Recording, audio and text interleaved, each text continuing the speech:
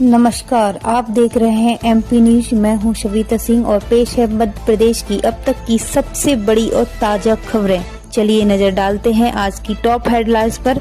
इससे पहले आप कमेंट में बताएं कि आप मध्य प्रदेश के किस जिले से और कौन से शहर से हमारी वीडियो को देख रहे हैं।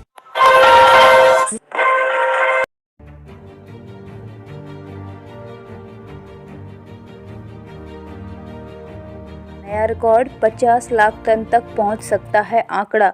खाद्य मंत्री ने कहा, किसान का एक एक दाना खरीदेंगे।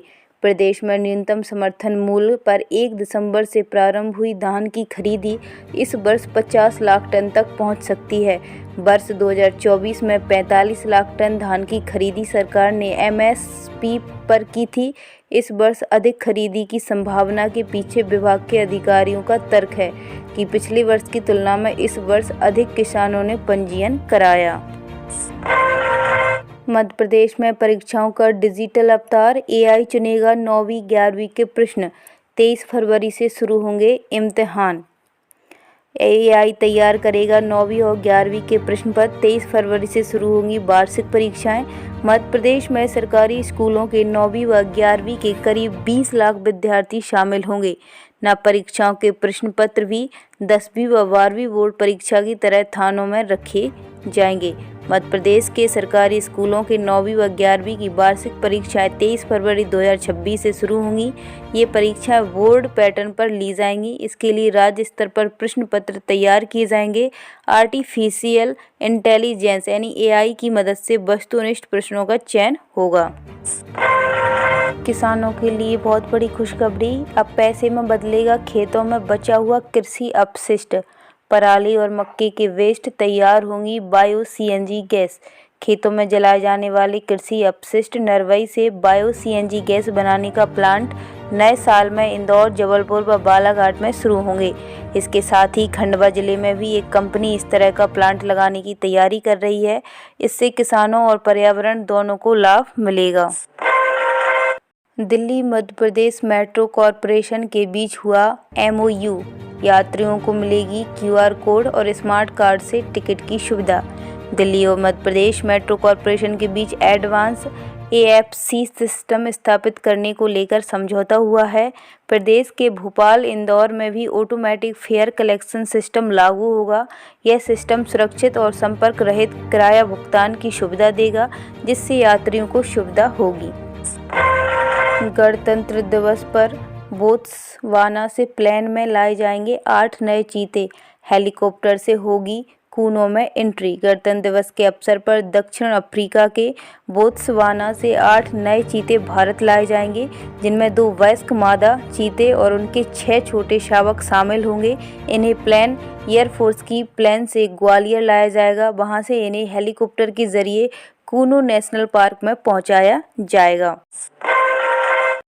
हिंदू व मुस्लिम छात्रों के बीच हुआ विवाद, आरोपियों के खिलाफ दर्ज हुआ मामला। आरोपियों ने कॉलेज में जमकर नारेबाजी की। उज्जैन स्थित अल्पाइन कॉलेज की बस में भजन सुनने को लेकर हिंदू और मुस्लिम युवक के बीच विवाद हो गया। इस पर मुस्लिम युवक ने अपने साथियों को बुलाकर कॉलेज के कैंटीन में छात्रों के साथ मारपीट की। मौके पर पहुंची पुलिस ने आरोपियों को गिरफ्तार कर लिया। 31 दिसंबर से पहले ही महाकाल मंदिर में संडे जैसा सैलाब। त्रिवेणी, संग्रहालय और महालोक के रास्ते भेजे जा रहे हैं श्रद्धालु। भीड़ नियंत्रण के लिए महाकाल मंदिर के प्रवेश द्वार में बदलाव। ज्योतिर्लिंग महाकाल मंदिर में नए साल के पहले उमड़ रही भीड़ को देखकर मंदिर प्रशासन का दम फूलने लगा है। शनिवार सुबह भक्तों की भारी भीड़ को देखते हुए अधिकारियों ने अपनी बनाई व्यवस्था में परिवर्तन कर कई द्वारों को बंद कर दिया। भीड़ नियंत्रण के लिए भक्तों को लंबा पैदल चलाया गया। अभी 31 दिसंबर और 1 जनवरी बाकी है। शिक्षकों के लिए बड़ी खबर, अब ई अटेंडेंस से ही मिलेगा वेतन। पहुंचना ही नहीं, स्कूल में देना होगा पूरा समय। मध्य प्रदेश के शिक्षकों को दिसंबर माह का ही नहीं बल्कि अब आगे भी वेतन ई अटेंडेंस के आधार पर ही मिलेगा। कई शिक्षकों का मानना है कि आदेश केवल नवंबर महीने के लिए ही था, लेकिन जिला शिक्षक अधिकारी ने साफ किया है कि अब वेतन ई अटेंडेंस के आधार पर ही मिलेगा। मध्य प्रदेश के शिक्षकों के लिए ई अटेंडेंस के तौर पर ही वेतन मिलेगा। पहुंचना ही नहीं, पूरा समय देना होगा स्कूल में। जिला शिक्षा अधिकारी के मुताबिक आदेश केवल नवंबर के लिए नहीं थे, आगे के लिए भी लागू हैं। खेत से घर लौट रहे युवक पर तेंदुओं ने किया हमला, संघर्ष कर पत्थर मारा तो भागा। युवक ने जमीन पर पड़े पत्थर तेंदुओं को मारे, जिससे तेंदुआ खेत के रास्ते जंगल की ओर भाग गया। वहीं युवक उठा और शोर मचाया, जिस पर खेत में कुछ दूर काम कर रहे ग्रामीण वहां आए। युवक को स्वास्थ्य केंद्र पर लाया गया, जहां उसे रेबीज के इंजेक्शन लगाकर पैर के घाव की मरहम पट्टी की गई। तेंदुओं के इस हमले से ग्राम इंदिरापुरी में ग्रामीणों में दहशत व्याप्त है। मुरैना में भाजयुमो नेता ने 5 लोगों को कार से कुचला, 2 की मौत, लोगों ने पकड़कर पीटा, निकाल दी सारी नेतागिरी।